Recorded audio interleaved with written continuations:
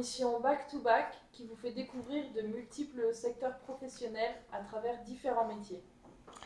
Bonjour, Olivier Ramoul, avocat, et je vais vous parler des points communs et différences entre les métiers de juriste et d'avocat. On va commencer par une question. Qui prête serment?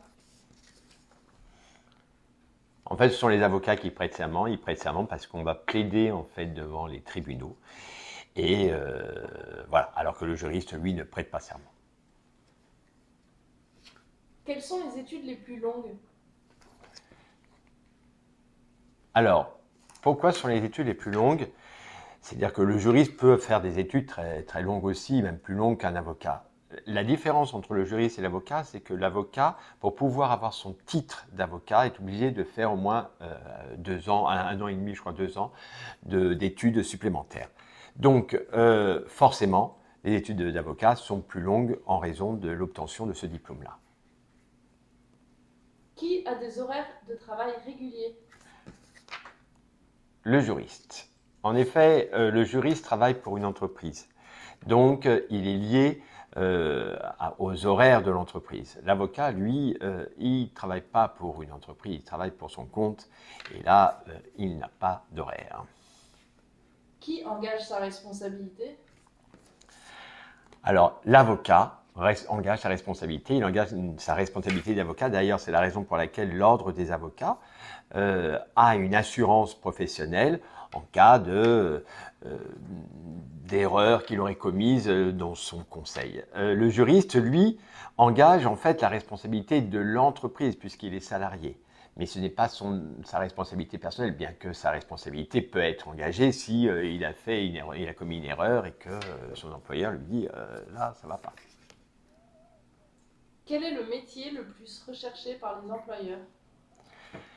Alors, en fait, je dirais juriste.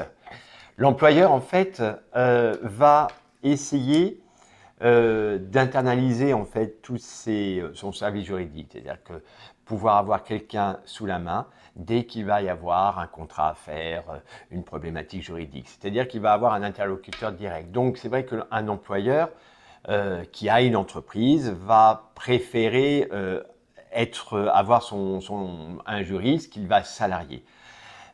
Car s'il prend un avocat, à chaque fois, l'intervention de l'avocat devra être rémunérée. Mais voilà, il faut savoir que le juriste, lui, va avoir aussi une compétence peut-être limitée par rapport à l'avocat, puisque le juriste, lui, va s'occuper que des affaires de l'entreprise. Qui est en charge de la veille juridique? Les avocats et les juristes. En fait, ce sont les deux. Les deux doivent assurer cette veille juridique, puisque cette veille juridique permet d'avoir connaissance des dernières dispositions législatives, réglementaires, jurisprudentielles, et forcément l'avocat va devoir être au courant et va devoir assurer cette veille juridique, mais le juriste, dans le cadre de son entreprise, va devoir également l'assurer. Qui peut plaider au tribunal? L'avocat. En fait, c'est justement pour cela que l'avocat son diplôme lui permet en fait de plaider devant les tribunaux. Il faut quand même savoir que cette plaidoirie devant certains tribunaux, il y a un monopole exclusif en fait des avocats.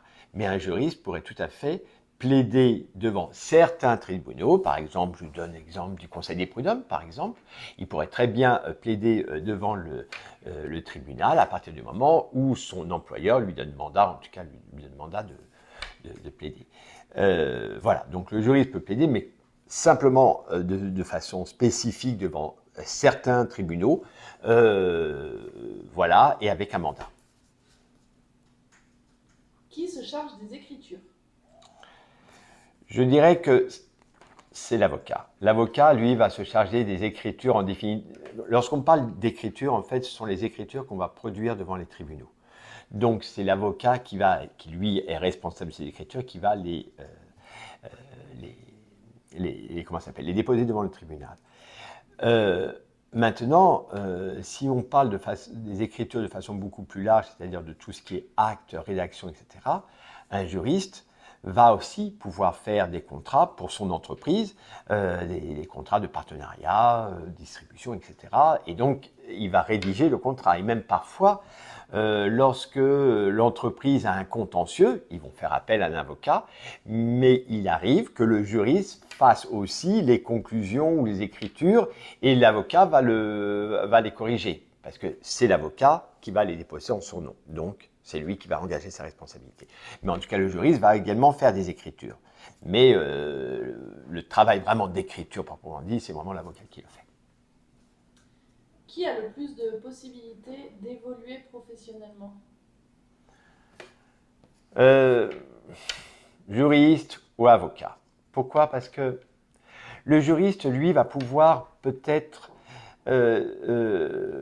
évoluer au sein de son entreprise. Et rien ne l'empêche d'accéder à d'autres postes. Bon, c'est vrai qu'en général, un juriste, il fait du droit, mais il peut s'ouvrir à d'autres postes qu'au sein de son entreprise.